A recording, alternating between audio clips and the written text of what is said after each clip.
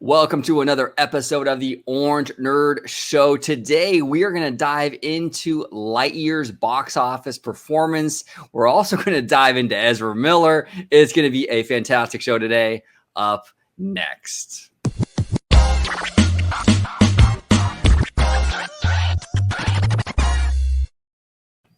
Welcome aboard to another episode of the Orange Nerd Show. Here on Orange Nerd, we dive into everything except the theme parks. Although today we will be making a little bit of an exception because Lightyear does tie into the theme park. So we will dipping into that theme park world a little bit today. But yeah, today's a stacked show. We're going to be talking like the Buzz Lightyear box office numbers, which were not that great. We're also going to dive into Ezra Miller and Warner Brothers. There's a huge situation going on with that. But before we dive into our topic today, I want to introduce my fantastic panel. Right over here, Mr. Theme Park Casual has returned. Casual, welcome back. Hey, thanks for having me back. I'm glad to be here. It's great to have you back. If you let everyone know where they can find you on social media, sir. Yeah, you can find me on YouTube at Theme Park Casual and on Twitter by the same name at Theme Park Casual. If you go to my Twitter right now, I'm kind of excited because you'll find my pinned tweet. We'll take you right to my brand new merch store. And I've got t-shirts and mugs and stuff just like Dre is holding up right now. And I've got a special offer for the Orange Grove 55 viewers. There is a 10% discount code for a limited time. If you use OG55 Nerds, you will get 10% off anything in the shop. Awesome. Everybody at home, support Casual. Go to his merch store. He's got fantastic stuff, t-shirts, mugs, great designs. And as he said, if you're OG55 subscriber, supporter, you get a discount. If you use the discount code OG55 Nerds, 10%. Again, Casual, thank you so much. And everybody at home, check out his store. And down below, we have Vash Guy, host of Freshly Squeezed. Welcome back, Dre. How are you today, sir? Doing pretty good. It's interesting because right before the show, I don't think I told you this, but right before the show, I recorded a segment. I think people have been wanting to see like the setup behind, the freshly squeezed portion of the show, and Nice. Some people have been asking, hey, how do you get, what do you use for your mic? What do you use for your camera? All that kind of stuff. So I kind of record something behind the scenes for people that should make its way on the channel soon. Hopefully the news cycle isn't as crazy where everything gets drowned out. But I think you guys will really, really enjoy it. So stay tuned for that. Seriously, go down below, like, subscribe. You definitely want to check that out. Also, definitely support this man right here. He is great. He is awesome. He is a bigger contributor than may look like just on the presence of the show. He really does contribute in a lot of different ways, and it's cool to give back. So definitely check him out. Check out his store. Awesome stuff. But for me, the best way to interact with me is going to be right down there at VashGuy, just like it's spelled down there. On Twitter for all the robust discussion, as Christine Wasteland McCarthy would say. And if you want to see me, well, it's going to be on the channel you're watching right now, Orange Grove 55, Freshly Squeezed, your source for juice, news, and info squeezed fresh right from the Grove. So that is where you can find me. Perfect. And all the links will be down below, with social media links, including Casual Store. It'll all be in the description down below. So make sure you check that out. Okay, so first topic today is Lightyear. Big Pixar release. I mean, this is the first Pixar movie to be released in theaters since the pandy. This has been a couple years now. And it's not doing so hot. It's not doing so hot at the box office. It says here, what stopped Pixar's Lightyear from going to infinity and beyond at the box office? It says here, it's hard to escape the deflating sense that Disney's Lightyear has remained stubbornly earthbound in its box office debut. At least that's the prevailing sentiment that's greeted the latest Pixar film's $51 million opening weekend in North America. Okay, this is crazy. 51 million. I mean, they were talking it was supposed to hit like 75, 80 million this weekend. Yeah. I mean, this is a significant downgrade to what they were expecting. Dre, I'm going to start with you. What are your thoughts just right out the gate in terms of this $51 million opening? Where you stand with it? I mean, this is absolutely devastating. There's really no sugarcoating this at all. I mean, this is looking pretty bad here. And just to put this kind of in perspective, I mean, a lot of people are saying, well, this is more like Pixar's kind of like original fare, like Ratatouille. I guess Ratatouille made $47 million in its debut weekend. But again, that was 2007, where the average ticket price is a lot lower than it is today. We've gone over before how ticket price is really an important thing. I guess it was 2018, 2019, where the average ticket price was around $8. Now it's like $12. You know, it's much more than it was previously. And to have a film like this be so low in its debut weekend, it really is remarkable. I mean, this is the alarm bells are sounding, and I'll go ahead and sound them myself. Actually, this is emergency time right here. It really isn't good, and in fact, it did so low that it wasn't even able to beat out Jurassic World Dominion, which, as you know, was going to be in its second weekend. So to not have it debut as number one in its opening weekend, that's not good, but. Again, Jurassic World Dominion has not gotten the best word of mouth, I should say, and the fact that it even couldn't overcome that, I mean, this is something here. This is definitely a huge flop for the studio, I think, especially Pixar, which has previously put out some heavy hitters in the past, and have it be connected to a Toy Story franchise, which has historically done some really big numbers for the company. I don't think anybody within the halls of Burbank right now are feeling comfortable. No, you're right. And Toy Story is the biggest animated franchise. And for this movie to come out and flop like this, and this is a flop, maybe not for any other animated movie. If this was Encanto or even Luca or something, okay, this is pretty solid, right, for an opening weekend. But for Toy Story, and when they were expecting 75, 80 million, and for it to come out here at 51 million and not even come out on as number one at the box office, it lost to a movie that's already been out for a whole week. This is bad news. Casual, what are your overall thoughts on this opening weekend for Lightyear?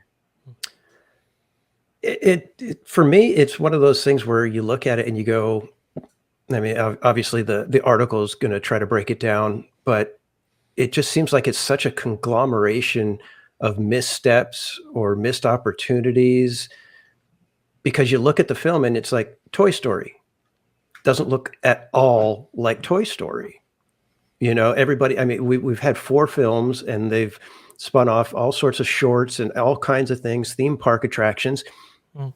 This doesn't look like anything we're familiar with when it comes to Toy Story. Yeah. And they did a horrible job of letting us understand where this fits into the Toy Story universe. Right. That's to me what's the real conundrum that they had, was they didn't market it and explain what was going on. I mean, even now I'm kind of like, so was this just a movie, or was it like based on a real character that they created a movie and then it's in Toy Story and then Andy saw it and then he went to get the toy? It was just like, and then the toy doesn't really look like the movie at all. It looked like it just feels like, I thought Andy got the toy from a cartoon. Right. That was just an assumption, you know, and then I realized, well, no, we never actually saw the Buzz Lightyear cartoons. It was afterwards when it was the Buzz Lightyear A Star Command cartoons that were in the real life, not in the Toy Story unit. So it's just, do you see what's happening? I'm already going, I'm not sure where I'm at anymore. It's so confusing. It's so confusing. And it really, the easiest solution to this, if they wanted to do like a space movie based on Buzz Lightyear, then look, in the Toy Story movies, there's a lot of these like kind of like scenes where like they're in like real environments, right? And even like the Toy Story shorts are kind of like that, where it's not necessarily like Andy playing with toys. It's like they're really doing these adventures. Just have something like that. Just have Buzz Lightyear kind of do it. You can even start the movie where it's he starts off like in Andy's room or Bonnie's room or whatever, but then it goes into like a real adventure. It's maybe like in Bonnie's head, her imagination. Do it that way. Then you can keep the aesthetics of Buzz and the way he looks in the other movies, and it's consistent. You're right, Casual. This is a convoluted mess. It's the movie that Andy got the toy. Like it's inspired by. It's a mess, and I think a lot of people are just so confused by it that they're like, you know what, I don't know. Yeah, they went way too meta for the average person and Right. didn't explain it very well at all. Yeah, I mean, it very confusing marketing. I will say, to your point, Casual. I mean, the Buzz Lightyear Astro Blasters attraction are all very much inspired by the TV show that you talked about, the Star Command TV show. But then there's this live action reference, which apparently Andy was inspired by, and it just wasn't really explained that well. To your point, it's interesting when you say like the visual differences. I took my mother aside this past weekend and I played her a Toy Story 3 trailer. And then I played her a Lightyear trailer and I said, is it implicit that these different films are somehow related? I mean, they're so unbelievably different. And then you have Chris Evans playing Buzz, which we know traditionally has been played by Tim Allen. I think just that one change would have maybe better solidified this as being directly connected to the Toy Story universe and in a way that maybe was unclear in the marketing. But they went with Chris Evans, which obviously was a choice in itself. And yeah, I think the marketing has a lot to do with this. Maybe they did spend marketing dollars, but maybe not in the right directions to get people to the film. And it's puzzling. And I think my mother made the comment, if on Father's Day weekend, if you're a father who can pick any movie to go see at the theater, are you going to see this or are you going to see Top Gun? And it's like, it's going to have to be Top Gun. Yeah, right. So there's that into it. It's just a missteps on many levels, which we haven't even mentioned in totality. That's how many missteps, frankly, are part of this film. Yeah, well, here's the thing too: is that for 2 years now, Pixar has released quite a few movies. Luca, Soul, Onward was kind of weird because it started in theaters, but then they yanked it out because of the pandy. And then Turning Red. So there's been I think 2 or 3 films now that have gone straight to Disney Plus. Right. And there's been kind of this outrage, right? Like, oh, well, this should, every Pixar movie that comes out, it should have had a release in theaters. Now, the biggest Pixar franchise to ever grace this planet, maybe the biggest animated franchise of all time, Toy Story, got its theatrical debut, and it kind of flopped. So, Casual, is this indicative of a bigger problem, or is it a Lightyear issue where a movie like this shouldn't have opened this week? You know what I'm saying? Like this soft. I mean, is there an issue here that's bigger than just this movie? Is it family films in theaters that are kind of not performing, or is it just a Lightyear problem? Where do you kind of stand with that? I think that it's more of a Lightyear problem for now. I think we'd have to kind of see a little more, a few more family films come out to see if the families are really staying away based off of, is it ticket prices? Like Dre was saying, it used to be $8 a head, and now it's 12. Yeah. If I've got 3 kids and they all want to go see a movie, I'm looking at, close to $100 if we want to get 1 bag of popcorn. So there's a number of factors, but I think it's just there was very little interest in the movie itself. I don't think that families are staying away, because we'll see it on streaming necessarily. It's just I just think there was no interest in it. Yeah, and it's some people are saying that when it comes on to streaming, it could have a new life. I don't know. There might be a curiosity bump, for the numbers, but I'm not really hearing a lot of people, that have seen the movie come out clamoring, yelling at people, you got to go see this movie. Well, and Encanto enjoyed the benefit of being a musical. A lot of people compare it to Encanto, right? I was going to say that. Yeah. Because so Encanto comes out in theaters, kind of flops, but then it goes to D+, and it's it becomes a mega hit. Well, it became a mega hit because the songs were so catchy and everyone was singing them, and then it was on the Billboard top song for the forever. That's why. But Lightyear doesn't have that aspect to it. So is it really going to catch fire like Encanto did? I don't think so. What do you think, Dre? It's kind of a sci-fi epic or whatever, and I mean, I don't know. Maybe that kind of film really catches fire on streaming, but I don't really think so. Like you said, Encanto kind of had the quirky funniness of that we traditionally see in Disney animated productions. It had, like you said, a very nice run as far as it kind of it being a musical and its lead song. You know, We Don't Talk About Bruno has become a massive hit and stuff like that. So you have all these kind of things working for this film.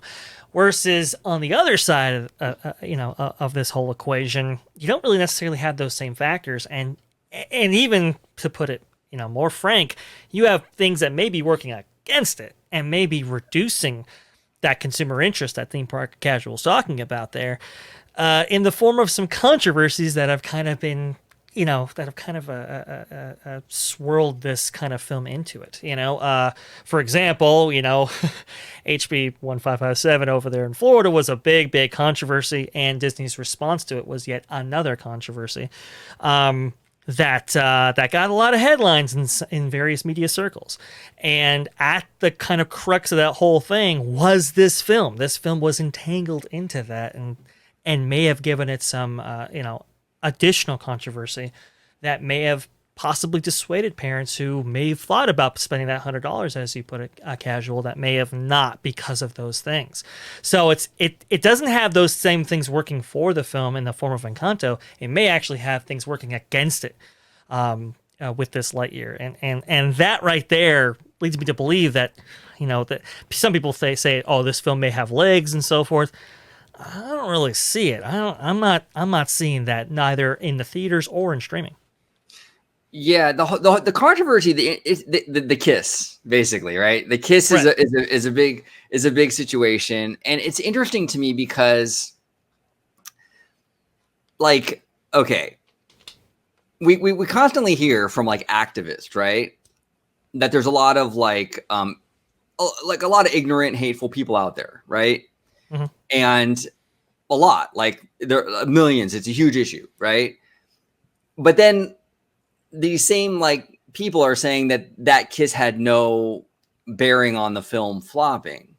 Well, look, I mean, if you're gonna say that there's millions of these people out there that are hateful, right, and not very tolerant, then yes, it would have hurt it if there's that many people out there that are like that, right? It can't have it both ways. I mean, either there aren't that many people out there that are hateful and it didn't affect Lightyear, or there's a ton of them and it did. It's one or the other, in my opinion. I don't know. What I mean, what do you think, Casual, in terms of that whole controversy? Do you feel like it impacted these numbers? Do you feel it didn't impact these numbers? Do you feel like where are you kind of at with that? Because that was Drake brought up a great point. I mean, that was a big deal. It still is a big deal, Yeah, I'm sure it affected it in some capacity. I don't know if it was, the big deciding factor. I mean, it probably was for, a small segment of people.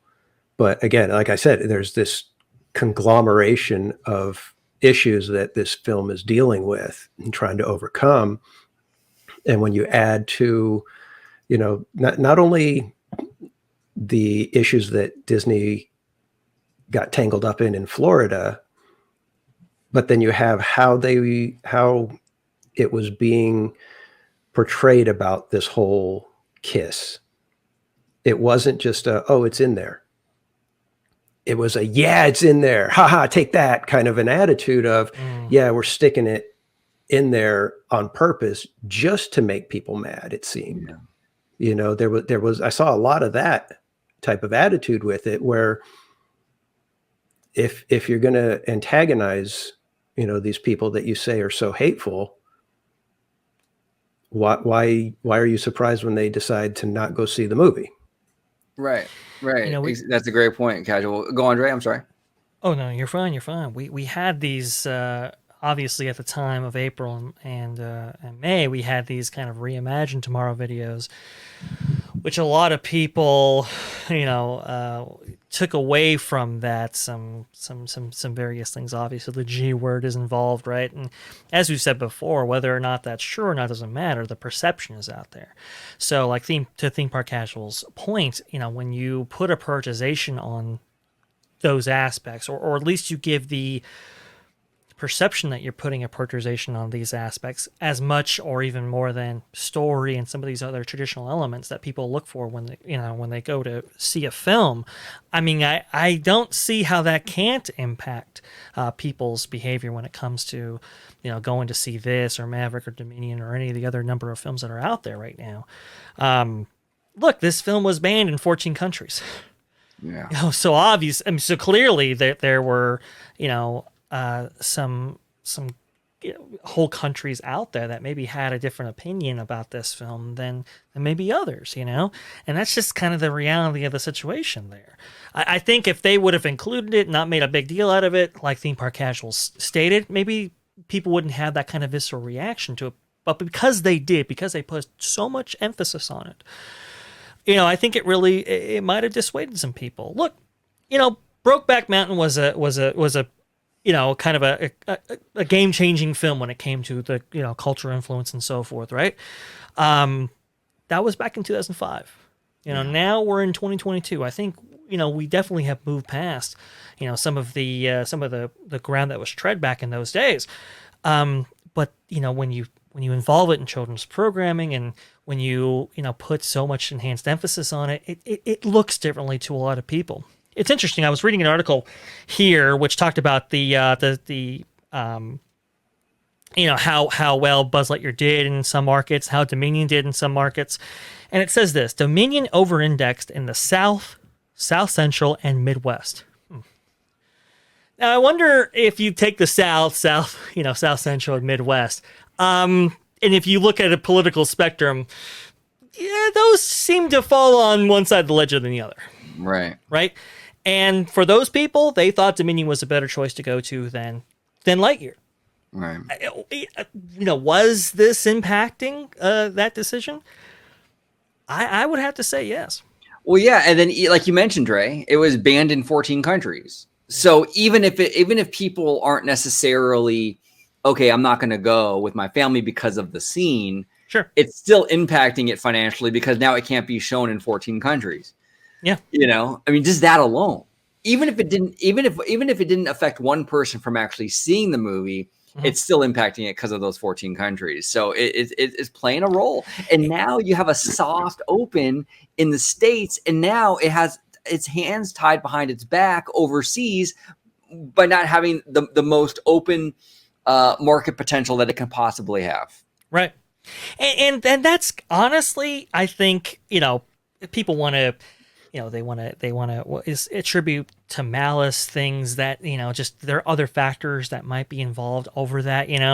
Some people say, oh, the executives are, bigots and all that kind of stuff. That's why they kept all the stuff out. And when really, honestly, I think it just came down to maybe international markets who may not be as accepting of these different cultural differences that we have here in the States, right? And that may have impacted their decision in terms of like, hey, maybe we don't include some of this stuff for, overseas territories.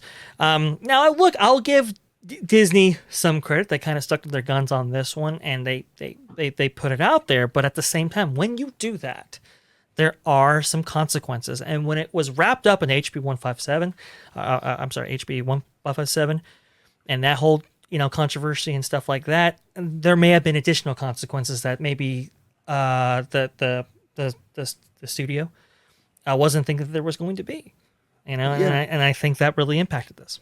Yeah, well, these studios are not moral entities. Like you hit the nail on the head, right? When people think like, oh, well, Disney is this or that, they're not making these decisions based on some kind of moral compass. It's all about the money. So when Disney decided, when the executives decided, hey, Pixar, when they initially told Pixar to cut that scene out, it wasn't because Disney doesn't like the LGBTQ plus community. It was because they understood that it would have a problem playing overseas, and it did. And that's the issue. It's about the money. It's always about the money. But Casual, overall closing thoughts on that particular issue with the kiss and all that. I was thinking about it, and I remember when Will and Grace came out. Used to love watching it. It was no big deal, and then it started getting into vulgarity almost. It was like it had to keep pushing the envelope. Right. Same thing with Two and a Half Men. When it first started, it was a fairly innocuous, cute little sitcom. Yeah, it had Charlie Sheen doing his thing, but for the most part, it was, it was somewhat of a decent little show. But again, it had to keep pushing the envelope, and that's when I check out. And so to me, it's if you treat your audience with respect, you'll get a lot further. Yeah. And I think in this case, they didn't treat the audience with respect from this aspect. They, like I said, they seem to be, driving it home that, yes, we don't care what anybody thinks, we're going to put it in there, and that's fine. But then you've got the star of the show calling people idiots. That's not helping. No. At that point, I'm really curious when the studios are going to start to, put the clamp down and say, you do not disparage the public when you're either on our junkets or talking about our film or whatever. You know what? You can say things, but if you disparage the paying customers, it's going to cost you. Oh yeah, and Disney has an issue with this with multiple studios. Star Wars. I mean, Star Wars got itself into the official Twitter account by essentially, really kind of honing in on some fans, maybe punching down in some ways, as we like to say in the social media circles, right? I mean, they really put it out there that, anybody who disagrees with this, doesn't like this, they're racist and so forth. I mean, it's just that you do your film, your project, your studio no service when you actually do that. I mean, it's just such a bad business practice. And I've railed against Lucasfilm and other entities within Disney before on this. It's just like, don't, disparage the fans. Don't disparage your potential customers, as Theme Park Casual so eloquently put it. Don't do that. It's like, the old saying used to be, I think it's like Colgate. They sell toothpaste to murderers.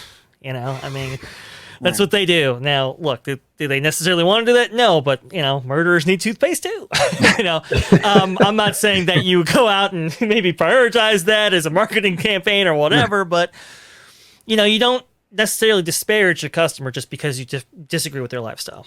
Right. Or their opinions or their political opinions or whatever. You try to create content that, look, entertainment, stuff like that used to unify people. Mm. Now it's only being used to drive people even further apart. And it shouldn't be that way. And unfortunately, you do have some people, to your point, OG, yes, executives, historically have always been kind of driven by the money, right? But when you get into this kind of moralizing, and I think Bob Iger was a big part of this, this kind of moralization, you get into some kind of territory where you drive some people apart and maybe even drive some customers away. And that's, I think, what's going on here, larger view outside of just Lightyear. Yeah, yeah. And with the official like studio accounts on like Twitter and stuff like that, it's never a good look, even for everyday people, to like fight on the internet. It doesn't make anyone look good. No one wins in that situation. And to have an official Twitter handle, whether it be for Star Wars, Marvel, whatever, getting in the mud with people on the internet, it's just a bad look. And that's not just, look, I don't know what people said to the Star Wars account. I'm not justifying, condoning anything they said. I'm just saying from a business perspective, Lucasfilm should have stayed out of it. It's not a good look to get in the mud with people on the internet. It's just a bad look, especially from a $1 billion studio. Yeah, just stay out of it, But here's an interesting thing to think about. And actually, this was brought to my attention from a friend of the channel, Alia. Sure. And she was saying in regards to, and I'm really curious what you fellows think about this, in regards to like Disney putting Lightyear in theaters, right? Dre, I'll start with you. She was saying like maybe it was in Chris Evans' contract, because remember they had a whole big issue with ScarJo with like pulling the rug from underneath her. Maybe Chris Evans said explicitly like, hey, look, you know what? This has to be a theatrical. You think that's a possibility here?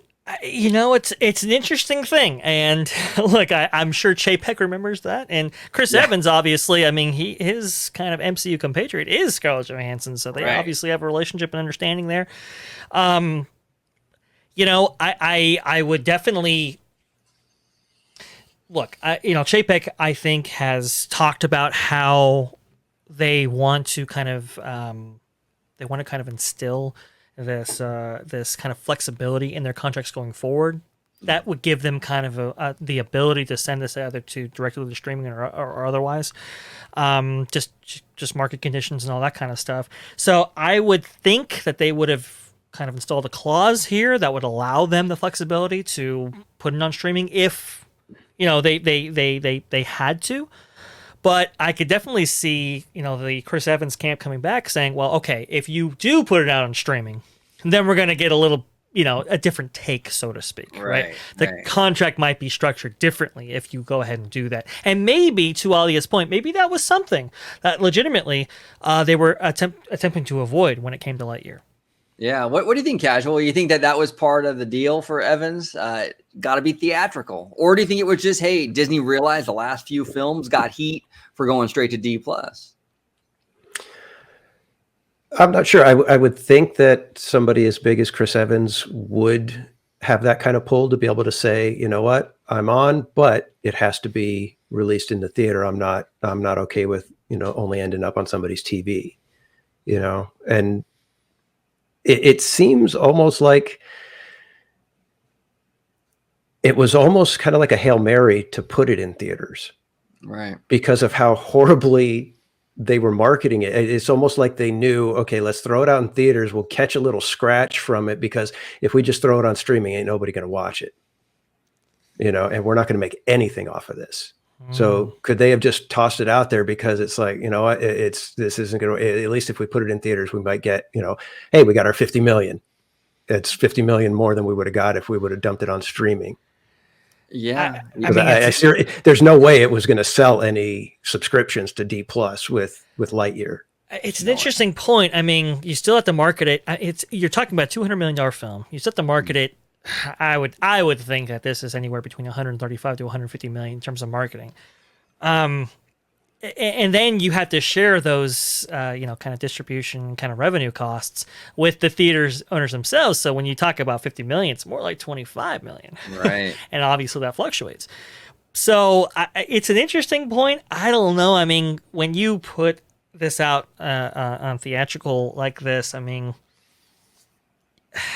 man, with a production cost this high, they might have just felt compelled, like to Casual's point, we really got to put this out. We really got to, give this a chance right here. And honestly, like, I have to be honest, like from the kind of larger view, obviously hindsight's 2020, but before this actually comes out, they may have thought, hey, there's really no family film quite like this in terms of the slate, right? In terms of these big budget releases that are coming out in the summer of 2022, we might be able to capture a significant amount of market. Father's Day weekend kind of thing. Dominion's obviously going to be marketed towards a different group, but entirely we might be able to make some scratch, to Theme Park Casual's point here, if we put it out in this window and so forth. It doesn't seem like a very good gamble looking at it now. And, some of the other factors like we touched on the show really may have impacted it. I will say it's interesting. Tom Cruise was adamant. He was adamant. If you're going to, this Top Gun Maverick here, we've worked so hard on it. This is really kind of they're using new cinematic techniques to actually capture the footage from these cockpits and stuff like that. A lot of time and effort has been spent to put this on a large format screen. It has to have a theatrical distribution, a theatrical release.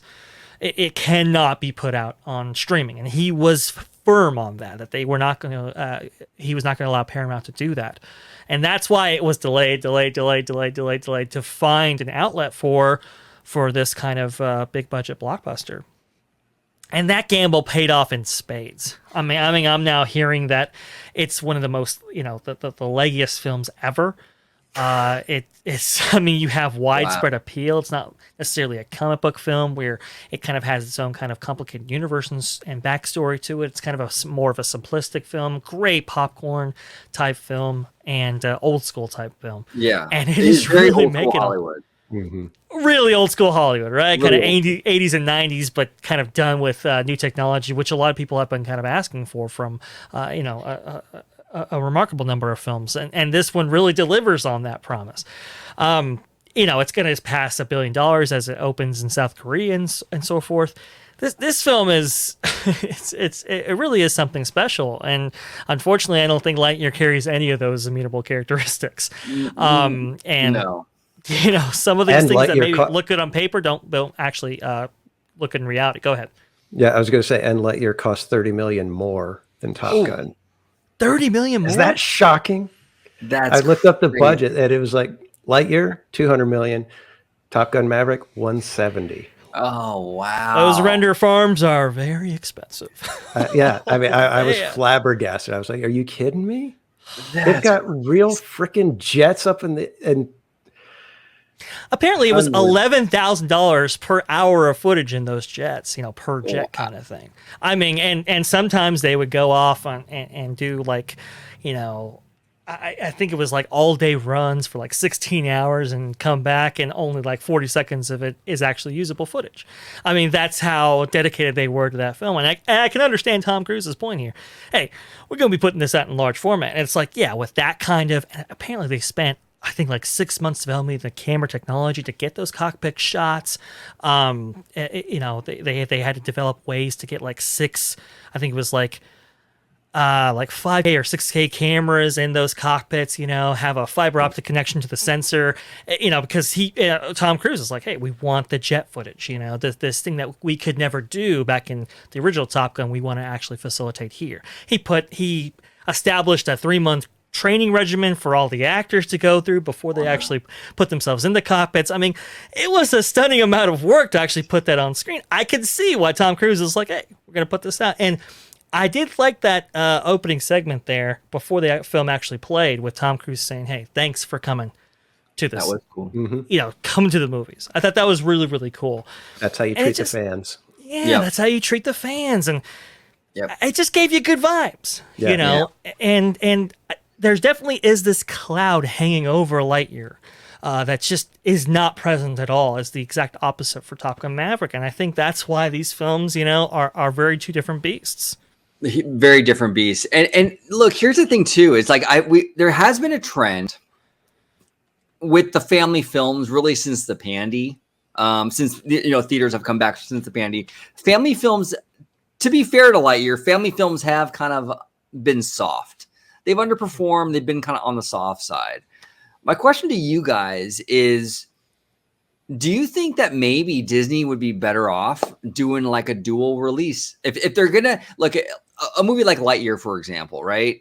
Only made $50 million opening weekend. But if you had like a theatrical release and maybe like a premiere access at the same time, they could have at least got those people that don't want to go to the theater, the family that doesn't want to spend, like Casual said, $100 to go to the theater. At least you would get them to fork over a little bit to watch it at home, which is better than zero.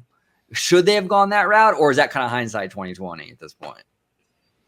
Have they done many of those? I haven't really heard much of the premiere access type of thing happening anymore. So yeah. Was it just not panning out the way they had hoped for it, or I wonder if theater owners would even capitulate to those kind of conditions. Usually they want an exclusive window right there. Look, I it's an interesting idea. I will say, I mean, just because you have premium access, just because you have like this kind of ticket entry, it's not really a per person ticket, is it? It's a per group ticket, right? So you have viewing parties and so forth. Yeah, per household, so you can have viewing parties and so forth that might undercut your theatrical release in some way. I'm hearing from a lot of people. I don't know about you guys, but I'm hearing from a lot of people who may have been inclined to see the film on some level, who are just saying, you know what, it's going to be out in 45 days on Disney Plus. I'll just wait for it there. And I think about it and I go, man, is that window too narrow? Should it be extended out to really kind of give people, more of an incentivization to actually see this film in its theatrical release? It's an interesting point. I think we were talking about too, OG, how there's a thought process out there that may that people may have, I don't know, been kind of conditioned to see these films on Disney Plus, right? And so when they, you have a theatrical release, people might go into the mindset, hey, look, this is more like a Disney Plus release than it is maybe a theatrical release, just based on my previous conditioning. Maybe I'll just wait for it there, and maybe that could be driving that kind of mindset or thought process to it.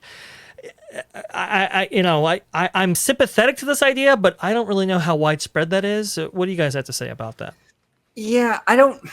The whole thing, I've seen that. I've seen that a lot in the trades. They're really kind of pushing that narrative, like, because the last 2 or 3 were direct to D plus, and people are like conditioned to like see Pixar only in that way. Yeah. But it was marketed like crazy only in theaters. Like if people want to see it, they'll go to the theater and see it. They know they have to go to the theater to see it. Right. So I don't know how much of an impact that really had. You know what I'm saying? Like, I just feel like, I mean, the last 3 were on D plus, but this one isn't. So if you want to see it, you got to go to theater.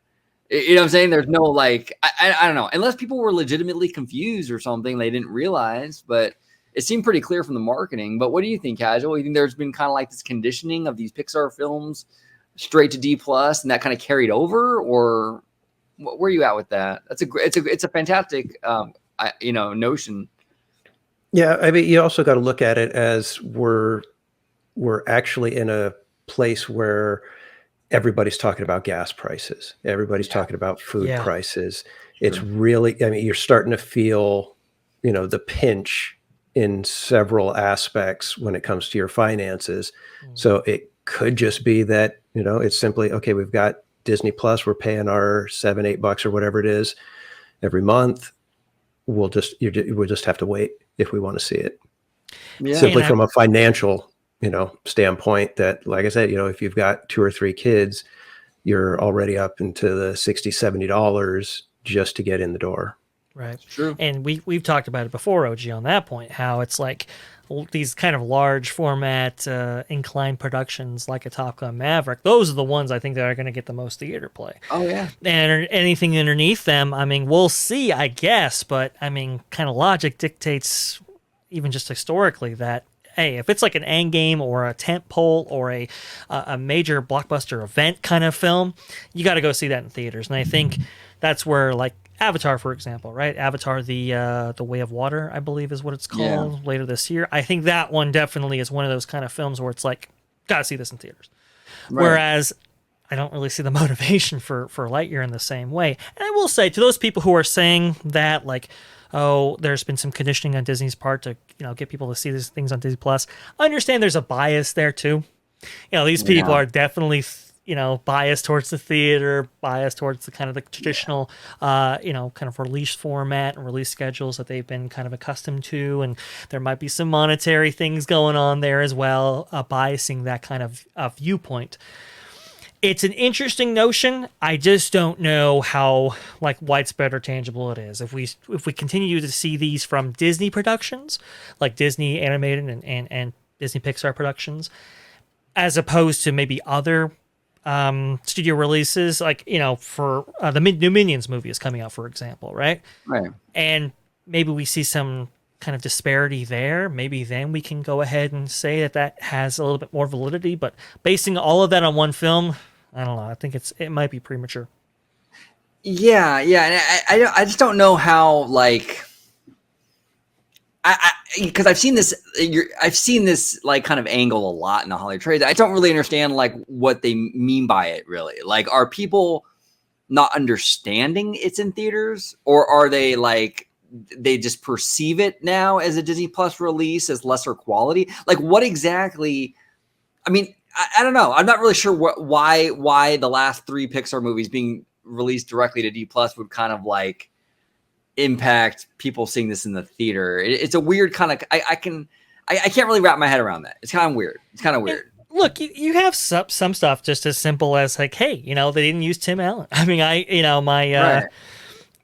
my brother's girlfriend, Kennedy, who will actually be joining us on a future show, on some interesting aspects relating to Harry Potter and so forth. She's got some really interesting takes on that I think will be beneficial to our viewers. But when it comes to this discussion, I was just asking her, like, hey, look, listen, are you inclined to see this film or not? And it's like, well, it doesn't have Tim Allen. This is the person who I've historically associated Buzz Lightyear with. It doesn't even have the lead actor. It just could be like little stuff like that, honestly. Yeah. I mean, it gets really kind of messy when you stretch it out across, an entire continent or, countries around the world and so forth. We all have our kind of, biases and our kind of motivating, individual motivations, either compelling us or not compelling us to see a certain film in theaters. And I think it's just as casual started out this conversation. I think it's just, it's kind of a messy film with a lot of things working against it. It's like kind of like Death by a Thousand Cuts, right? It's kind of like exactly. So much against this film. And then like Casual, you mentioned like the inflation, the gas prices, the economy, it's just all these things kind of coming together like a perfect storm, so we'll see how the movie does. It doesn't seem like it's really gonna, I think it's going to fall under. I don't think this thing is going to this won't be any kind of in my opinion, I don't think it's going to be a comeback story. I think this is it.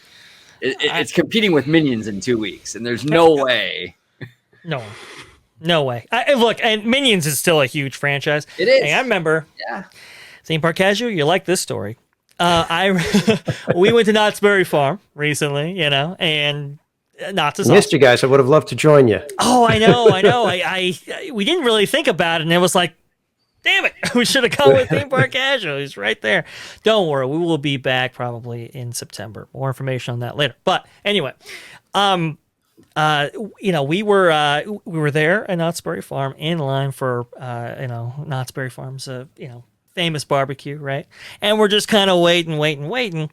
And I'm there with Disney Family Man 23, great contributor on the channel. We love you, buddy. Hopefully you're having the vacation of a lifetime right now. But I was talking to him, and we were talking about our traditional theme park fare, right? And this family overheard us in front and said, hey, are you theme park guys or whatever? Oh, yeah. Like, yeah, we got a channel, all that kind of stuff. And she was very happy about that. And she said, I'm thinking about getting a Universal annual pass because my son is really into Minions. Now think about that. She's willing to undergo, a transaction that could be several $100s for just because her son is that much into Minions. I mean, that's really the power of that brand. I know people have been kind of worn out about it, but it still has some cachet in some people's homes. And that movie coming out in 2 weeks, I don't think it spells anything good for Lightyear. No, it's going to cut into it. I mean, even if Minions only does what Lightyear did, 50 million, 45 million, but that's still 45, 50 million that's going to now be taken away from Lightyear in its third or fourth week. It's not good news. This movie is, I think it's pretty much going to be written as a disappointment, I think, which brings us, you kind of segue perfectly with the theme park stuff. Ooh, because I think that this box office situation with Lightyear might impact the parks a little bit. We did a video the other day about how there was a rumor on WDWNT that Disney wants to retheme Space Mountain permanently, by the way. That's the rumor, permanently to Lightyear Mountain. Now, Casual, I want to go to you first. Given the box office, right? Because these numbers aren't good. Do you think that's still on the table, or is Disney kind of looking and going, I don't know. Chapek looking at the data. I don't know. What do you think? Personally, unless Lightyear had done $1 billion, there was no chance they were going to permanently retheme Space Mountain. Not a chance. No way. Maybe an overlay for a few months. But yeah, unless that thing was, beyond lightning in a bottle, and it was, it relaunched the Toy Story franchise into new heights, there was no way they were going to retheme Space Mountain like that. I just don't believe it for a second that was probably like one of those little things that was just tossed out in a meeting. Yeah. And somebody, went and ran and leaked it out that, hey, somebody wants to retheme Space Mountain. And so they ran with it and got the clicks. To your point, Casual, about the meeting thing, I know Disney does this for a fact. Sometimes they put out some information, like a rumor or something like that, just to gauge audience reaction. And, when somebody brought that up, I was like, ooh, I think that's what this was. It was to gauge audience reaction. And to your point, I mean, there might have been discussions about doing it at one point. It's like, okay, well, before we spend all these development dollars just kind of seeking this project out, maybe we put out a trial balloon, see how it goes, and do it right before the film actually launches. Let's see what happens here. And look, the reaction was very, very hard and fast. It was very visceral. It was like, okay, it's one thing to do something about Splash Mountain, but Space Mountain, you do not touch that. All that kind of stuff. This is an amazing attraction, and it is. I think the soundtrack by Michael Giacchino is fantastic.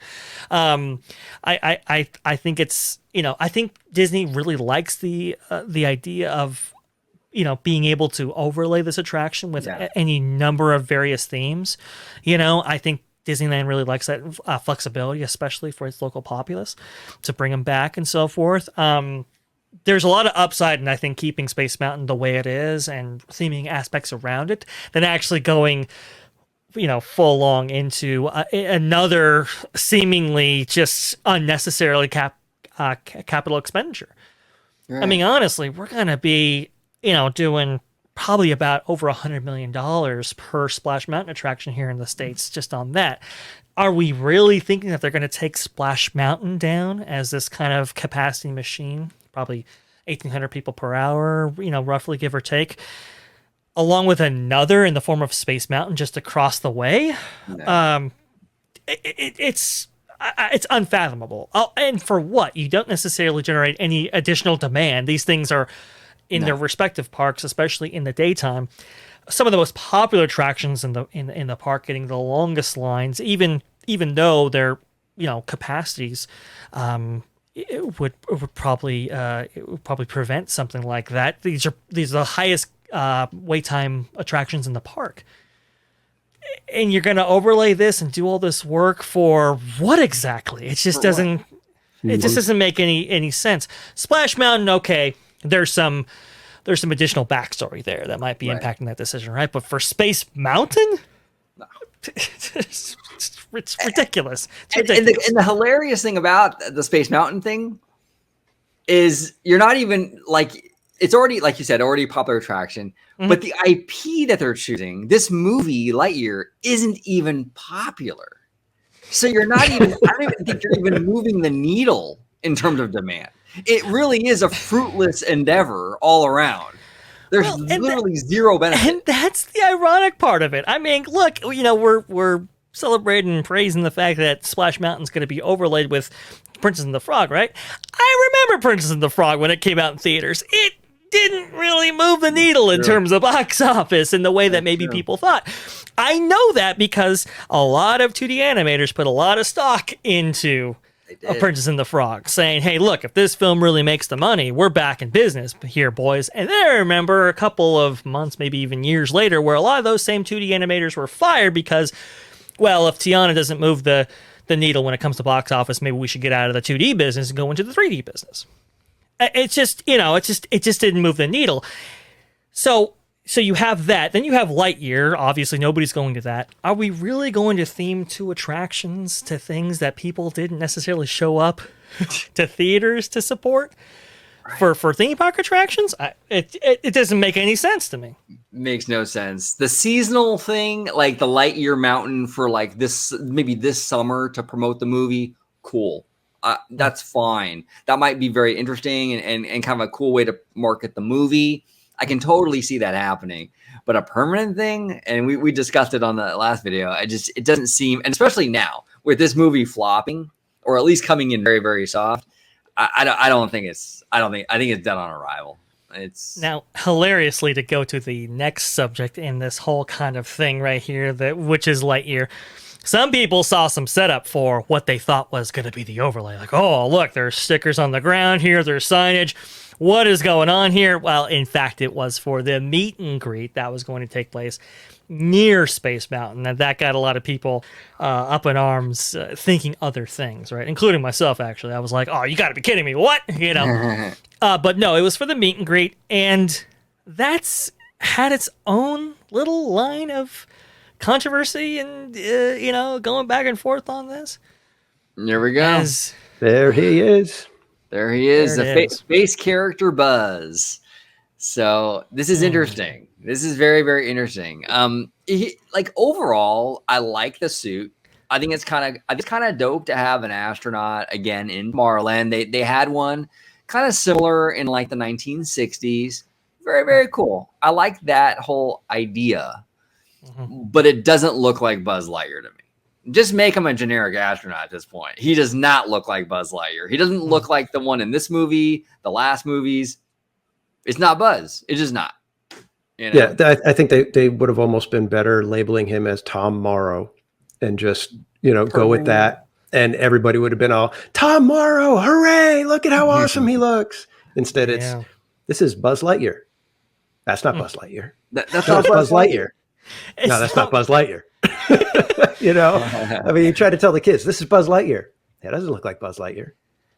Is it weird too how the suit kind of has almost a cartoonish aesthetic?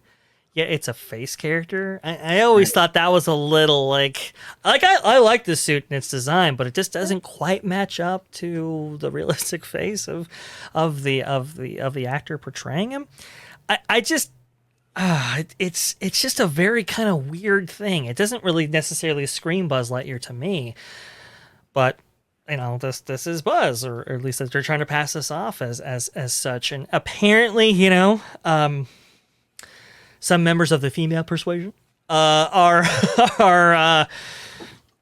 quite excited about this. Maybe a little bit overly enthused about his inclusion in Tomorrowland, and saying some very interesting things on social media that I would, caution people, if the genders were reversed, it wouldn't necessarily look all that great. But you've got that aspect to it. This is kind of a bizarre thing here, and I've seen these kind of inclusions before, and I think this is what really, I think Disney has kind of seen the Avengers campus model and said, let's go with that. And I think that can work in really great ways, like it does in Star Wars Galaxy's Edge, for example, right? Where you have Boba Fett, you have Fennec Shand, in there, you have Mandalorian and Grogu coming.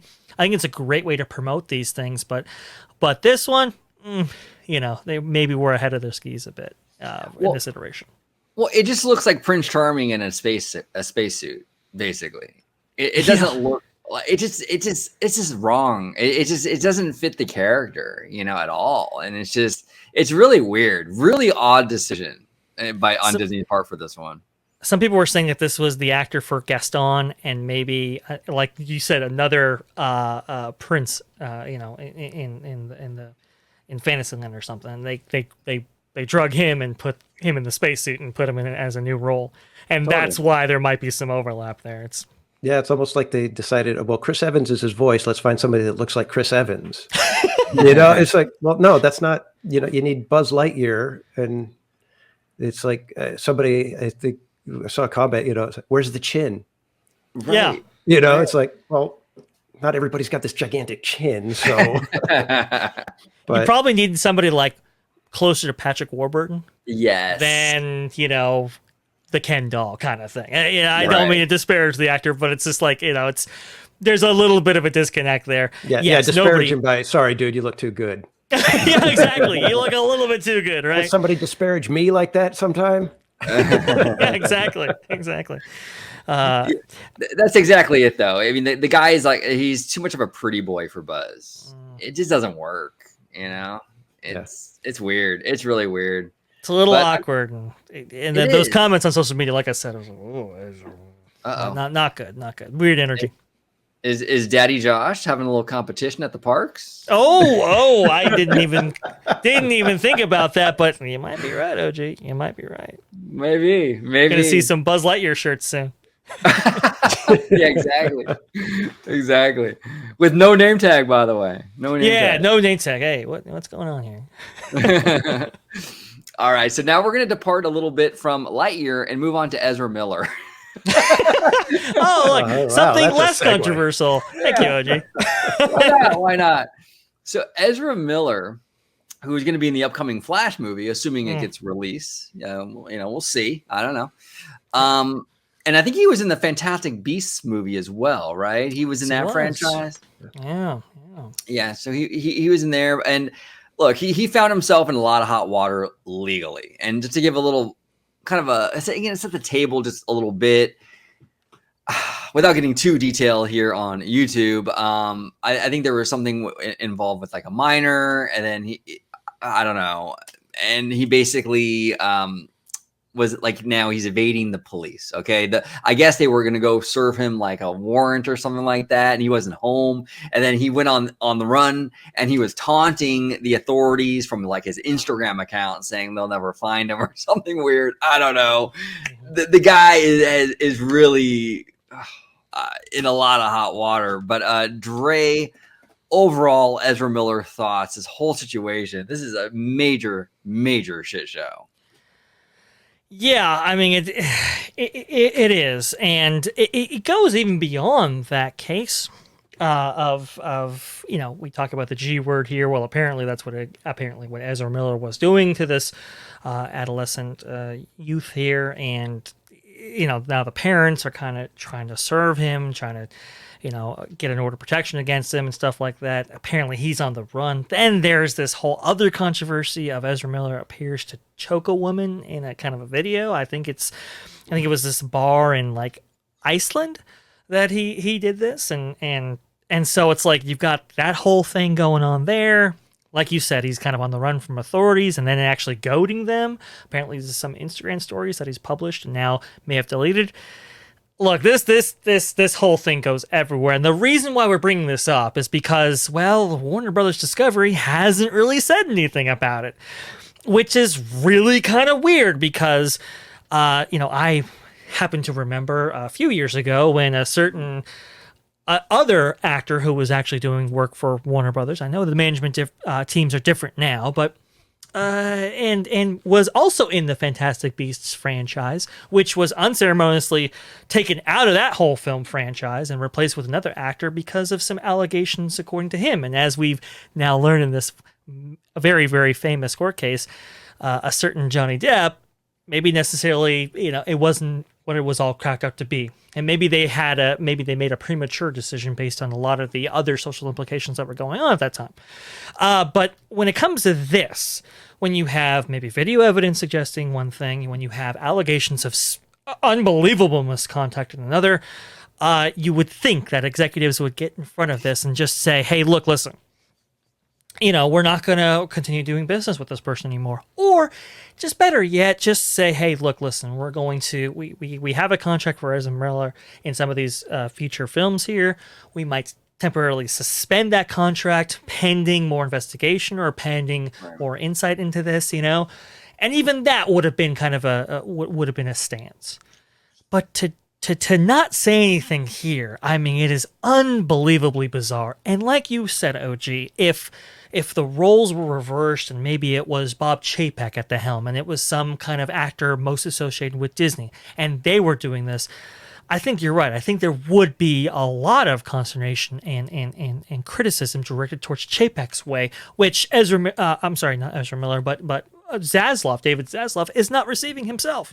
No, exactly. If this was Bob Chapek, the Hollywood Reporter, Deadline, Variety would be screaming from the mountaintops, why isn't Chapek making a statement? Why is he sitting on his hands doing nothing? Why isn't Chapek out there looking for the guy? They would have everything. They would have thrown the kitchen sink at Bob Chapek over Absolutely.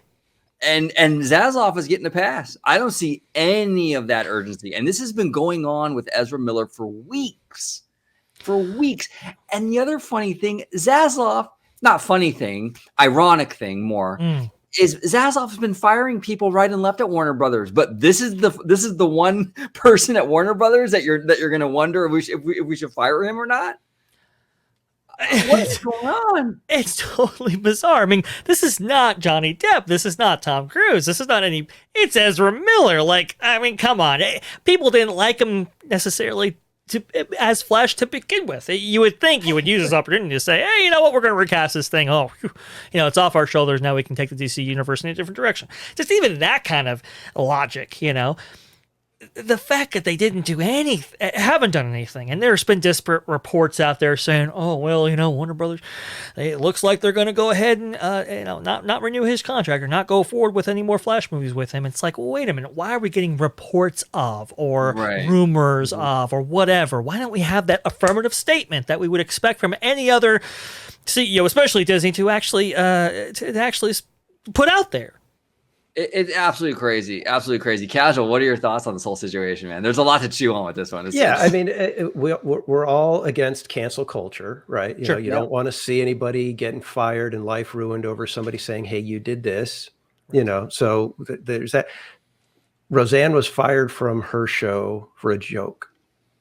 James Gunn was fired for posts from 10, 12 years ago, right?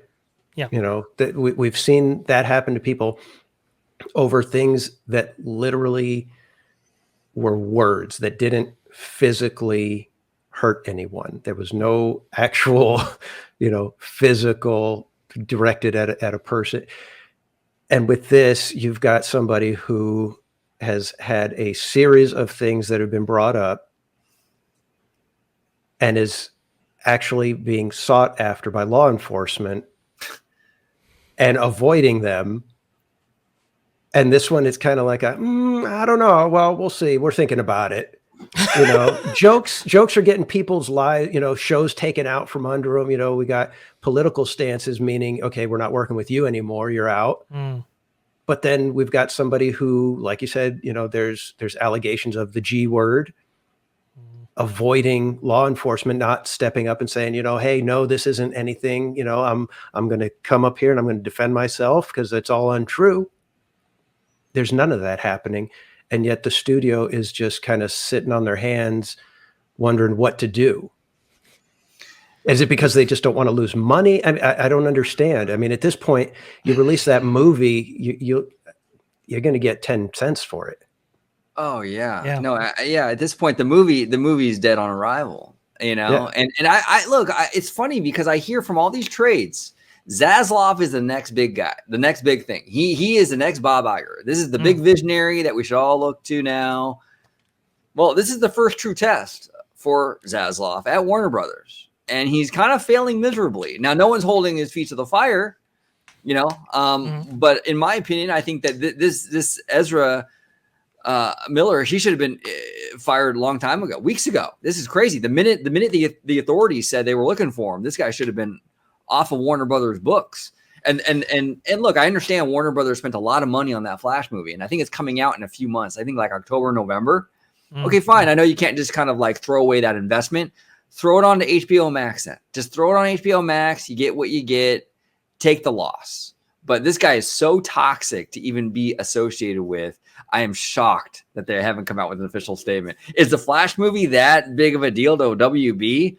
I mean, this is crazy. Absolutely crazy. It's absolutely insane. And I would have thought that something would have come out, by now. This has apparently been going on for weeks. Yeah. I mean, this is totally insane. Now, look, I do agree with Casual's point. I mean, I hate seeing cancel culture manifest itself. Right. But there has to be kind of this middle ground where, you have some real tangible stuff going on here. You have video evidence in some cases. And, we can have the studio kind of take kind of a rational view of it and go, hey, you know what? We'll at least suspend until we know more. Right. And I think that'd be like, okay, I get that. I understand that. Nobody wants their film necessarily being, affected by these things, their product being affected by these things. Obviously, when you do, I believe it was Richard Marks gave testimony in the Johnny Depp trial and talked a lot about this. And, nobody wants necessarily a product, their product to be associated with some actor who has some controversy surrounding them, right? I get that. And maybe we should be less inclined to make hasty decisions, just barring Johnny Depp from doing other films and so forth out of hand. I don't think that was necessarily appropriate. But here, I mean, you have a clear case here, and I think we can't come to this middle ground where it's like, okay, we're going to take some steps to kind of, head this off, as it were. It's just not a really good look. And honestly, it's not a really good look for Hollywood either. No. Yeah, I mean, like I said, if Ezra Miller was, fighting the allegations and denying everything and whatnot, then you could at least say the studio, okay, well, we've listened to Ezra's story, and we think there's a little bit of, some things going on, and maybe not the full story's been out there, so we're going to kind of lay low for a minute here before we make any rash decisions. But there's none of that. It's a guy avoiding the police, avoiding all of this stuff, and like you said, nobody's holding anybody's feet to the fire. I mean, it feels like almost like even Ezra Miller, everybody's kind of like, just whatever. It's Ezra Miller, what did you expect, kind of thing. It's like, no, that's not how we should be acting in this case. We should at least be saying, can you at least come and talk? Give us your side of the story, maybe, and let us, hear what you have to say, and then maybe we can say, okay, maybe things have gotten a little more out of hand than they should have, and everybody just needs to calm down for a minute. But we don't even have that option. No. And the running from the authorities thing is like a big red flag. Like I'm guilty. Yeah, you would at least think Warner Brothers would be like, hey, we implore Miller to, work with authorities and investigators and stuff like this and stuff like that. We don't even get that. That is the craziest thing. I mean, what other workplace could any of us work at where we're on the run from authorities, which I'm sure the authorities have gone to Warner Brothers and kind of inquired about this, and yet we're still going to be on payroll? I don't think so. That just doesn't exist. So either Ezra Miller has something on this current suite of executives, incriminating photos or something, or incriminating text, or Warner Brothers is just dropping the ball, and I think that's more accurate. Yeah, I'm disappointed in Warner Brothers. I really am, and Zaslav too, because I mean, he like I said, he came in and there were a lot of high hopes for him. And this is the first big test for him, and he's failing miserably, absolutely miserably. Yeah, and this is the Chapek level PR blunder. Yeah, and maybe even worse than a lot of the Chapek thing, to be honest. I think I would agree with you. Yeah. Well, think about it. Okay, we talk about the G word as associated with Disney. Well, now you have somebody here that's maybe had some critical allegations of that. Imagine if Ezra Miller was working with Disney. That would be a whole other thing, right? Right. As we described in other ways on this whole thing. So there's a big test, and like you said, OG, I think this kind of, they're really kind of failing it here, and it's making everybody look bad. I mean, sure, maybe Hollywood or the entertainment community or entertainment journalists aren't holding Ezra's feet to the fire, but a lot of people on the peripheral are. They're looking at this, and to your point, I think if you put this film out there, it's going to have a lot of this baggage attached to it. And yeah, it might be dead in arrival, which would make two films that might be dead in arrival. One being Aquaman 2 having, a Miss Amber Heard attached to it, and now with this, not going all that well for the DCEU. No, definitely not. They're in a world of hurt right now. We'll see how it pans out. Yeah, we've got to get more though from Warner Brothers than just sources say. The Warner needs to come out and say this guy is no longer employed by us. This is nuts. Absolutely nuts. Absolutely, 100%. 100%. I think they should take a strong stance on this. More controversy for the DCAU, but what else is new, right? And it really, I think it kind of speaks to how remarkable the MCU has been up to this point. It's been very much free of a lot of these issues that could have sprung up. I mean, they took a big risk with Robert Downey Jr. back with Iron Man 1, right? I mean, he was coming off of some pretty, some would say heinous stuff, and nobody would give him a chance. And I mean, Kevin Feige and others put all their eggs in that basket. Remember, that was at a time when the MCU was just kind of on its own. Right. I didn't have the big Disney backing and so forth. If that would have gone any differently, they would have lost their shirt, and the MCU wouldn't be part of the kind of cinematic realm as we know it today. But hey, it worked out, and it's worked out for 30 films at this point. It's remarkable. Yeah, it's pretty crazy. Yeah. One more thing before we go. Sure. Tomorrow night, Kenobi finale. Yeah, is it tomorrow night? Oh, I guess it is Tuesday night. Yeah, like Tuesday night. Mm-hmm. I usually watch it Wednesday morning, but I go to bed early. I'm definitely not a night owl. Right. but casual, what do you think? Are you all caught up on Kenobi? You're all the way up to episode 5, or? I actually don't have Disney Plus, so I have not seen Oh. any of Kenobi. Interesting. So yeah, it's one of those things where I'm kind of watching from the sidelines and just kind of seeing the sparks fly and kind of piecing it together from trusted sources. So Trusted source. it's definitely been interesting because I see the ebb and flow from the different, because I follow people from all over the spectrum when it comes to Star Wars, and it's been real interesting to watch. Some people, soften their stance toward Lucasfilm, and others are still kind of, no, I'm just digging my heels in kind of thing, and so it's really interesting for me. Like I said, I haven't seen it. I've caught the little clips that people put out there, but yeah, unfortunately, I can't really comment on it from a personal standpoint. Okay, but that's interesting though. Still casual, because you're kind of coming out from the outside perspective. That's interesting, and you're kind of watching it. Like, yeah, you follow a bunch of different accounts, like from various spectrums of the fandom, right? It's like, was it Reva? Yes. I saw just a quick little clip of her, wielding the saber, and I was kind of like, she looks pretty badass. What happened? And from what I heard, people were complaining that the character just wasn't written very well. That it was another, sort of a Kylo Ren, just burst of, anger type of thing, and not really, why is this happening? What is the real, deep-seated root as to what's making the anger come out, and why does she do the things that she does? So, Right. But yeah, like I said, I commented to somebody that posted the little clip. I was like, she looks like she would be an excellent adversary for Obi-Wan Kenobi.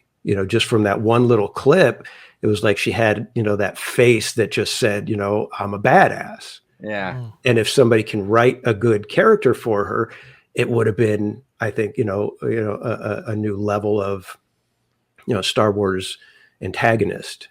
But from what I've heard, it didn't quite go that way. But and it's definitely the writing when it comes to her, because the actress Moses Ingram is actually a phenomenal actress. She was in The Queen's Gambit on Netflix, and she was absolutely incredible in that show. So I've seen her do amazing work. It's in her. She's fantastic.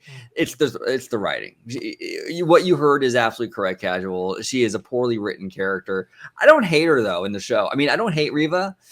She's not ruining it for me at all. I still give Kenobi really high marks, but she definitely is a weaker aspect of that show. What do you think, Dre? Without giving any spoilers out, I mean, you kind of agree that Reva is kind of like the weaker aspect of Kenobi, or where are you at with her? Yes. Sorry about that. Yes, I would definitely agree. Look, and this is kind of the issue when you have these very long, like I think we said this on Jay's show as well. You have these very long established characters, right? These legacy characters in the form of Obi-Wan Kenobi and Darth Vader. We put them on different levels, essentially, right? When it comes to characterization, story, and otherwise. And you have this newcomer come in here, and it's like, how does kind of her story fit in between these two, which we have so much familiarity with? And sometimes, it just doesn't stack up just by principle of the work. And it's like, if she had better writers, I would agree with you. Maybe she could have stood up, maybe a little bit more so than she actually ended up doing. There were some revelations which people were speculating on, even long before this last episode, that kind of gave a little bit more insight into her backstory. And I thought it was actually pretty well done. It's just, you probably needed to put that in episode 2 and 3, not 5 out of 6, right? And I think that's what kind of undercut her as a character, because I think they were planning on having this long, kind of drawn out thing, and then it's like, oh crap, we got 2 episodes left, and I kind of see a lot of the same problems as maybe Boba Fett, where it's kind of up and down kind of thing. It's not maybe necessarily as consistent as maybe Mandalorian was before it, which I still think is kind of the gold standard when it comes to these these kind of spin-off TV series, which apparently the numbers would indicate that Mandalorian's still on top. It's just it's like I said, it's kind of inconsistent, kind of up and down, and I think it kind of hurts it. A lot of it's kind of the writing. Not to give any spoilers, casual, but there's this particular part in like 4, for example, right in episode 4, where if you look at it, the production quality is actually really, really high, a lot higher than I thought was maybe included in 3 or some aspects of it. So you got this really kind of high production value, this kind of installation that looks just incredible and has a lot of interesting aspects to it in a way that we've really never seen before on screen or associated with Star Wars previously. Really kind of cool stuff here. And then you have this moment where, not to spoil anything, but Obi-Wan's trying to be kind of undercover, right? Covert, right? He's supposed to be, in this kind of Imperial base, right? And sneaking around. And there's this moment where he wears this trench coat and, goes to hide somebody else within it. And they're just walking around like, nobody I've seen those clips. Okay, so you know what I'm talking about, right? And it's like, okay, look, I know stormtroopers are kind of like, they've been kind of made to be incompetent or whatever, and I've not always liked that because it kind of takes away the tension from who they're supposed to be. I mean, they're supposed to be kind of a fighting force here.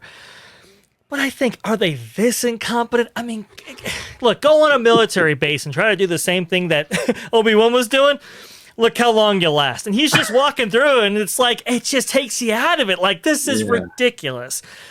And it's just like I think the series is kind of strong overall, but it's like those kind of moments, and it's not limited to that. Obviously, that's one of the more egregious ones, but it's those kind of moments that take me out of it a little bit and go, this needed to be worked on just a little bit more. Yeah, and those are the kind of things where it's like, do they bounce it off somebody? Right. To say it, because I mean, seriously, when you look at that scene, it's like, how hard would it have been to have him, like Jimmy rig a little strap of some sort so that she's like hanging on his back, and as they're walking, the strap is given out, and so you see these little legs peeking out from under, the little feet peeking out, so that at least there's a little bit of tension of, they might get caught, but it's also okay, that's something that somebody would actually attempt to try to hide someone. Sure. And it's just those weird little things. It's like, because I work with creative people. I worked at ad agencies, and if I was left alone, it was really tough to come up with something. You get with a couple of other people and just start joking around, bouncing ideas, throwing stuff out. Next thing you know, you've got something that everybody's excited about. Cool. And that's why I'm curious. It's like, do they not bounce these ideas, or is it, whoever came up with that idea was the big boss, and therefore nobody can say anything because, well, that's their thing, and therefore can't critique it.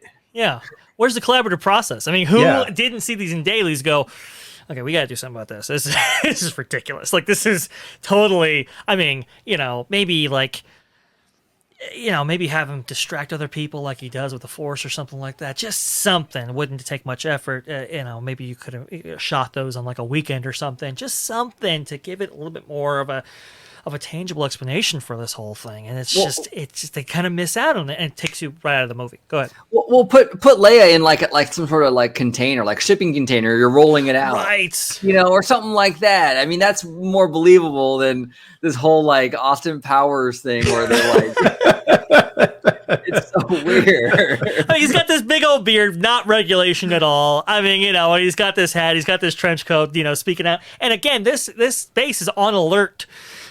This base is on alert. Everybody's supposed to be looking for anything suspicious whatsoever. And you're going to tell me that platoons of stormtroopers just give them a pass? I don't think so. I know they're incompetent. I know. But this is a secret military operation. This is probably one of the, you got premier guys working here. No, it's just too unbelievable. I'm sorry. I can't get to that point. And this is all about suspension of disbelief. Right. And part of that is kind of some of that is on the audience, and some of that is on you in order to do that and facilitate that. And when you can't, just you're not holding up your end of the bargain. I'll say on that front. Yeah. Star Wars has kind of always had a little bit of a campiness to it, but but there's still a line though, right? Right. Like you don't want to cross. it's yeah. It's a fine line. That was kind of cringy. That part was cringy. And I've overall been very positive about the show, but that was a moment I was like, ooh, that's weird. Yeah, and you know, it's I was watching A New Hope back and stuff like that, and there's that moment where Luke Skywalker's undercover and he's got the stormtrooper uniform on, and they just got into the prison detention area, right? And he's looking for Leia, and he sees Leia, comes upon her and says, she's like, "Oh, aren't you a little short to be a stormtrooper?" And he's like, "Oh yeah, the uniform." That's a completely kind of dumb moment, right? Yeah. Which maybe we wouldn't accept today, but it kind of works, right? Because Luke is kind of green and he's like, new to this and all that kind of stuff. And that's what it's trying to present right to the viewer.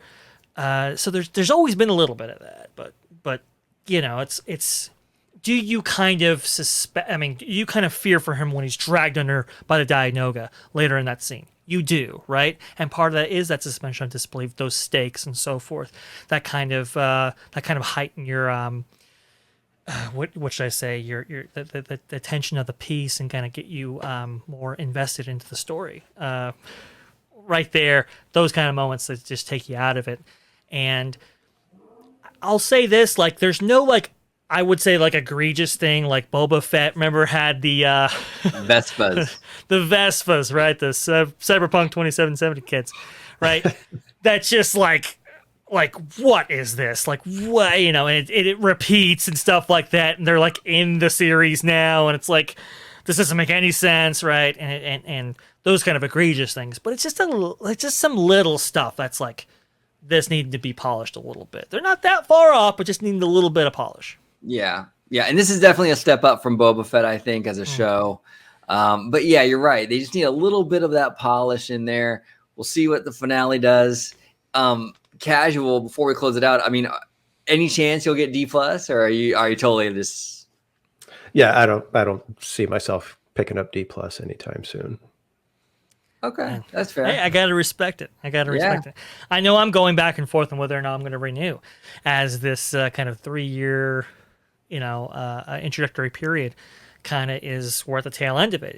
It goes away in November, and I've been kind of debating whether or not to do it. It's interesting. I might not be alone if I choose otherwise. Yeah. I gotta be real. Majority of my time on D+ is watching the old stuff. I wish they would add more of the Walt Disney era stuff. It's crazy. You have this entire streaming platform, and it's so difficult to find anything done in Walt Disney's era. It's like, what is going on? You have this whole platform. Utilize it. You got an amazing library. Utilize it, and they don't. They really, really don't. Yeah, you would think that they'd have limited releases to try to spur the subscriptions and keep the subscriptions going just by, we're releasing, these Walt Disney treasures, for these months or whatever. And then we're going to take them off. And so you never know what you're going to get, and you need to be subscribed because you don't want to miss out. Right. You would just think, like you said, with the incredible library they have, open up the vault every now and then. Yeah, the vault. It's an interesting idea. I'm surprised they just don't do it. Now, look, taking old content and restoring it to be 4K ready and, Dolby Atmos approved and stuff like that, that's a little bit of work. So I can see that, but it's like, dude, it's your library. Just undercut that cost. It's not honestly, just though, they wouldn't even have to remaster anything like that. Just say, we're going to put it in its old glory with all the fuzziness and all the, whatever. Sound's not going to be dialed in perfectly, but hey, experience it the way Walt experienced it. Yeah, exactly. Yeah. Well, and a lot of these movies have gotten Blu-ray releases, so they're not in terrible condition. They could probably you could probably get a decent cut, if they were to put it on there, probably. Yeah. Yeah. It's surprising that they don't. I would love to, get some classics like, I don't know, Johnny Tremaine, wouldn't that be cool to come on and 4th of July, for example, and like a limited release window, like Casual said. There's a number of different things you can do. I'm surprised that they don't just just do it. It's like this is what the fans want. This is what would keep them invested. This is what would keep subscriptions high. It would definitely affect churn if you had that kind of release cycle like that. All these great things, and yet they do none of it. I just, it almost feels like the company's spread too thin. Right. And then also what it does, and this is really important, I think, for the future of Disney, it's important to keep these movies, like the older movies, kind of in the psyche of the kids growing up today. Like, you want your kids and just kids in general to grow up on like these movies, right? These old school movies. So that's part of like the of their kind of culture too. These things don't die on the vine, basically, right? Like, we've seen this before, like with characters like Felix the Cat, for example, or even like Betty Boop, right? These characters are completely irrelevant. Where even like Gadget from Rescue Rangers, a lot of kids don't even know who she is, Right. And I just don't want to see a lot of these Disney movies fall to the wayside like that. I like to keep them relevant. If you got them on the streamer, these kids are more likely to check them out. And it keeps these things alive for generations after generation after generation. And if you just leave them off, they die in the vine like Betty Boop or Felix the Cat, sadly. Or Song of the South. Or Song of the South. Yeah. But that could be part of it, is that some of those movies could have, things that, audiences these days would just basically lose their mind over. It's true. That's true. You can't say that's not a thing. Yeah. Put a tag in front of it. Let's go. Exactly. Come on. Have some spine, Chapek. Let's go. Let's put it on here. Yeah, I know. Yeah, just put that. I know Warner Brothers does that for their Looney Tune cartoons. They play everything, and they just have a tag. This doesn't represent the company of today, and we don't condone it. But this is some of those Looney Tunes from way back. Wow. I mean, there's some that I'm even looking at going, how did that even get made? I don't care what era it was. I don't care what was going on. That's insane. It's wild. Absolutely wild. Oh man, if I could tell you some old nine old men stories, oh my goodness. It was a wild time.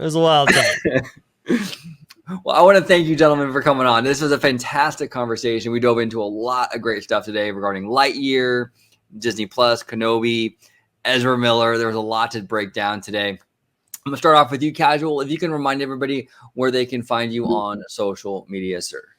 Well, you can find me on YouTube, channel name Theme Park Casual. And if you want to talk some more with some, as Vash will tell you soon enough, robust discussion on Twitter at Theme Park Casual. Perfect. And just a reminder, his Casuals merch store is in the description down below. If you're an OG 55 subscriber, you get a 10% discount with this code OG55nerds. So go down there, type in that discount code, and support our good friend Casual. That's it. And we have Vash Guy down below. Vash Guy, if you can let everybody at home know where they can find you on social media, sir. Hey, best place to interact with me is going to be on Twitter. And it's at Vash Guy. It's right down there, like Theme Park Casual, astutely pointed out. For all your robust discussion, DM me, at me, whatever. I love hearing from you all. And sometimes, hey, what you bring up, topic on the show. So definitely feel free to reach out. Moreover, hey, if you like this video, go ahead, like, subscribe, comment, do all those kind of things. Your comments down below, a lot of times they get, put in the Q&A forums and the Q&A shows that we do regularly. And those are a lot of fun. So please go ahead and keep those coming. And if you want to see me, well, it's going to be on the channel you're watching right now at OrangeGo55 at Freshly Squeezed, your source for juicy news and info squeezed fresh right from the grove. So that is where you can find me. Perfect. I want to thank everybody home for watching this episode of the Orange Nerd Show. Comment down below. Like Vash said, like the video, subscribe, comment. We appreciate all the support. Really, thank you so much. Share the video. We do appreciate it. And as always, have a wonderful, wonderful day. Sector 2. Malfunction in Sector 2. All droids will be shut down for reloading of labor programs. Stand by for power disconnect.